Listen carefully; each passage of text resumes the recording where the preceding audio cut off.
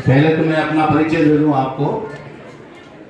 मैं ताराराम महना सिणदरी से हूं और मैं भी शिक्षक रहा हूं। 13 साल मैंने शिक्षक की नौकरी की है संस्कृत शिक्षा विभाग में, और उसके बाद में अभी मैं समाज सेवा में लगा हुआ हूं। इसलिए मैंने 13 साल बाद सर्विस को रिजाइन कर दिया था, इस्तीफा दे करके अभी मैं समाज के बीच में हूं। आज इधर का आने का था और साथियों ने सूचना दी तो मैंने बच्चों के बीच में हाजिर होने का फैसला किया। मैंने कहा आज बच्चों के भी दर्शन हो जाए, क्योंकि बच्चों में कहते हैं ना, बच्चों में ही भगवान विराजमान होते हैं। और मेरा भी लंबा समय हो गया था, मैंने कहा एक बार स्कूल से रूबरू हो जाए। 18-19 साल हो गए रिजाइन किए हुए। तो बच्चों में आप लोगों को बताना चाहता हूं कि जिस प्रकार से आप यहां विद्यालय में आते हैं और शिक्षा लेने के लिए आते हैं, आपके माता पिता आपको विद्यालय भेजते हैं, तो शिक्षा का महत्व क्या है, शिक्षा लेना क्यों अनिवार्य है, इसके बारे में हमारे महापुरुषों ने कहा है कि शिक्षा खास करके बालिकाओं के लिए, कि अगर स्त्री अगर किसी भी प्रकार का श्रृंगार करती है, गहने पहनती है, कपड़े पहनती है, हीरे जवाहरात पहनती है, मगर सबसे दुनिया का सबसे कीमती अगर कोई गहना और वो श्रृंगार है तो वो है शिक्षा। इससे बड़ा कोई श्रृंगार नहीं है। इसलिए शिक्षा बहुत महत्वपूर्ण है। शिक्षा के बारे में अगर ये कहा जाए कि मनुष्य के जीवन के अस्तित्व का आखिरी लक्ष्य भी अगर शिक्षा प्राप्त करना हो और बुद्धि का विकास करना हो तो भी वो कम है।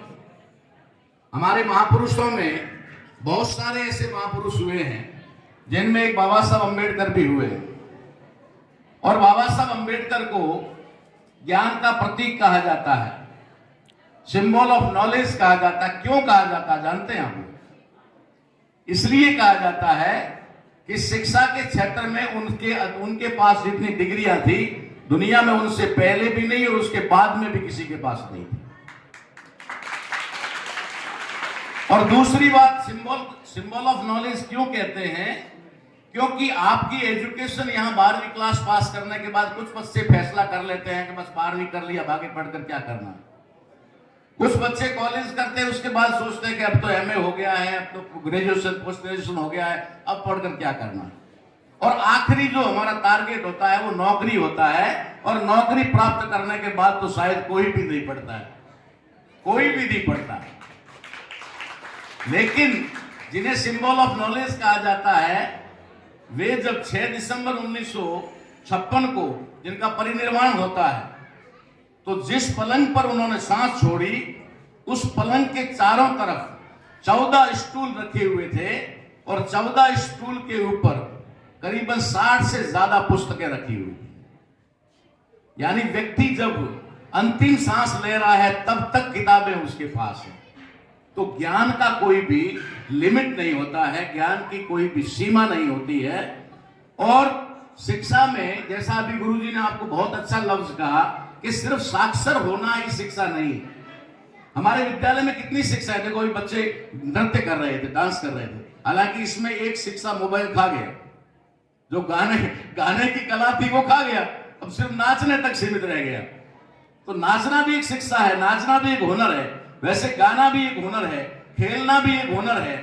इसी प्रकार से मनुष्य के जीवन में ऐसे बहुत सारी शिक्षाएं हैं, जैसे सामाजिक शिक्षा है, राजनीतिक शिक्षा है, सांस्कृतिक शिक्षा है, धार्मिक शिक्षा है, बहुत सारी शिक्षाएं हैं जिन्हें भी जीवन में अपनाना जरूरी है, नहीं तो जीवन अधूरा रह जाता है। इसलिए आप लोगों को, खास करके जो आज विदाई लेने वाले छात्र हैं, उनका जो भविष्य आगे बनने जा रहा है, कॉलेज की तरफ जा रहे हैं, तो वहां पर उन लोगों को इन तमाम चीजों का विशेष ध्यान रखना चाहिए कि आपकी एजुकेशन सिर्फ नौकरी प्राप्त करने के लिए नहीं होनी चाहिए, सिर्फ मार्क्स के लिए नहीं होनी चाहिए कि मुझे इतना परसेंटेज बनाना, वो जरूरी है, लेकिन मात्र परसेंटेज बनाने तक आपकी शिक्षा नहीं होनी चाहिए। आपकी शिक्षा ऐसी होनी चाहिए कि आप जिस गांव में रहते हैं, आप जिस शहर में रहते हैं, जिस बस्ती में रहते हैं, वहां आपसे लोग प्रेरणा ले, वहां लोग आपसे शिक्षा ले और आपका राष्ट्र के निर्माण में योगदान रहे। ये फैसला आप लोगों को करना चाहिए, तब आपकी शिक्षा पूर्ण। मैं अपने ही एग्जाम्पल को पूरा करूं कि जब मैं शिक्षा लेने के बाद शिक्षक बना, शिक्षक के तौर पे मैंने 13 साल सर्विस की। सर्विस के दौरान मैं सामाजिक कार्य करता था। जब सामाजिक कार्य करता था, लोगों की परेशानी समस्या में उनका साथ देता था, उनको सही रास्ता दिखाता था, तो उस समय हो सकता है कुछ लोगों को मेरा काम हजम ना हुआ हो या कुछ लोगों को अच्छा नहीं लगा हो, इसलिए मेरा ट्रांसफर बाड़मेर से जैसलमेर के सत्तों में कर दिया गया, सिर्फ इसलिए कि मैं सामाजिक कार्य नहीं कर पाऊं। और फिर मैंने फैसला किया कि नौकरी से तो मैं सिर्फ मेरा परिवार पाल सकता हूं, ठीक है, मेरी अपना घर चला सकता हूं, लेकिन जो कार्य मैं समाज के लिए कर रहा हूं, अगर वो नहीं करूंगा तो समाज को बहुत बड़ा नुकसान हो जाएगा।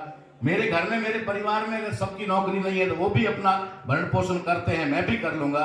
और मैंने 13 साल की सर्विस 2005 में 1 जुलाई को रिजाइन करके फैसला किया कि मैं अब समाज के लिए काम करूंगा, अपने लिए नहीं करूंगा।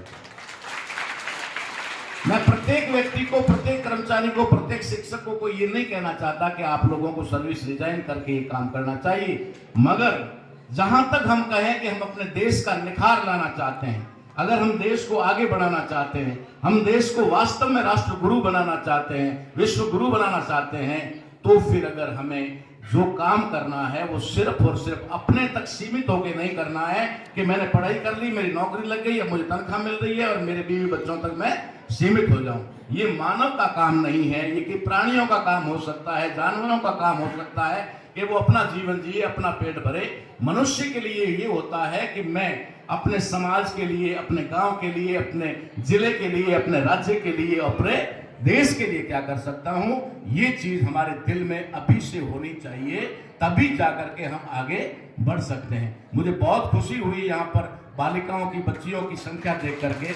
मुझे बहुत अच्छा लगा कि यहाँ के लोग बहुत जागरूक हैं और शिक्षा के प्रति इतनी जागृति होना इन दौरों के अंदर। जहाँ से हमारी अभी गाड़ी आई है तो हमें तो एक हिल स्टेशन सा अनुभव हो रहा था कि कहीं हम पहाड़ों के बीच में चल रहे हैं, पहाड़ों के बीच चल रहे हैं। मगर ऐसा लगा कि जब स्कूल में आए और आप लोगों को देखा तो मुझे लगा कि यहाँ इन दौरों में भी शिक्षा के प्रति इतनी जागृति है। और ये जो विदाई लेने वाली बालिकाएं और बालक की संख्या देखता हूँ तब लगता है कि इस स्कूल से 12वीं क्लास के बच्चे अगर इतने आगे जा रहे हैं, विदाई ले रहे हैं, तो आने वाले बच्चों की संख्या, अभी प्रिंसिपल साहब कह रहे थे कि संख्या जो है बढ़ने की संभावना कम है, लेकिन मैं कहूंगा कि संख्या बढ़ेगी। आप फर्नीचर ना दें किसी को, संख्या बढ़ेगी। अगर इसी प्रकार से प्रेरणा आप देते रहे और आगे बढ़ते रहे तो जो बच्चे आज स्कूल में नहीं आ रहे हैं किन्हीं कारणवश, वो भी आएंगे और स्ट्रेंथ बढ़ेगी और ये पूरा जो शेड है ये भरा हुआ रहेगा, ये रहेगा, इसमें कोई नहीं है। कभी भी दुनिया में देख लीजिए प्रेरणा मिलती है, आगे से आगे प्रेरणा मिलती है। इस मंच पर जो आज बैठे हुए विराजमान लोग हैं, इनसे बच्चे प्रेरणा लेते हैं कि आज नहीं तो कल हमें भी इस मंच पे बैठना है। आप ही देश का भविष्य हो, आप ही कल ये मंच संभालने वाले हो, आप भी देश की अच्छी सी गद्दियां और कुर्सियां संभालने वाले हो। इसलिए अपने मन में अभी से ठान लो कि सिर्फ अक्षर ज्ञान ही नहीं, हमें स्वर्ण क्या कहते हैं उसको, सर्वांगीण विकास अपना करना है। ऐसा करेंगे और ठीक इसी प्रकार से अभिभावक लोग भी बच्चों की शिक्षा के प्रति जैसा रुझान दिखा रहे हैं, आप लोग भी अपने अड़ोस पड़ोस में भी किसी कारणवश कोई बच्चा शिक्षा से वंचित रह रहा है, उसको मोटिवेट करें, उसको प्रेरित करें। और अगर उसकी कोई समस्या है, बच्चे को स्कूल भेजने में अगर कोई समस्या आ रही है, तो उस समस्या का समाधान सब मिलकर के करें ताकि वो बच्चा शिक्षा से वंचित ना हो। मैं आपको एक बात बताना चाहता हूं कि अगर एक पेरेंट्स बच्चे, तो शादियों की खास अभी सीजन चल रही है ना, तो शादियों में क्या होता है, लोग बिठाने के बाद थोड़ा वो मान मनवार करने के बाद कहते हैं साहब आइए, और फिर जैसे ये आपने सजा के रखे हैं ना मोमेंटो, वैसे दहेज सजा हुआ होता है, दहेज सजा हुआ होता है। इधर कार खड़ी है, टीवी है, कूलर है, फ्रिज है, अलमारी है, पलंग है, फिर करते करते करते करते जाओ तो चम्मच भी है, स्पून भी है, ठीक है ना, बेलन भी है, चकला भी है, और वहां पर चिमटा भी है। तो मैं चिमटा उठा करके फिर उस लड़की के बाप को बोलता हूं, मैंने कहा भाई साहब इतना नालायक दामाद क्यों ढूंढा। बुरा लगता है उसको, तो बुरा लगता है, मैं बुरा लगवाना चाहता हूं, बुरा लगाना चाहता हूं कि इतना नालायक दामाद क्यों ढूंढा जिसको चिमटा भी घर से देना पड़े। वो चिमटा लाने लायक भी नहीं है, वो चम्मच लाने लायक भी नहीं है, वो कटोरी प्लेट लाने भी लायक नहीं है, तुम्हें देना पड़ रहा है। मेरा उससे कोई अपमान करना नहीं होता, लेकिन मेरा कहने का मतलब यह होता है कि हर आदमी अपनी मूंछ, अपनी पगड़ी और अपनी शान शौकत के लिए बेटियों को दहेज देते हैं ना, वो सिर्फ अपनी शान शौकत के लिए देते हैं।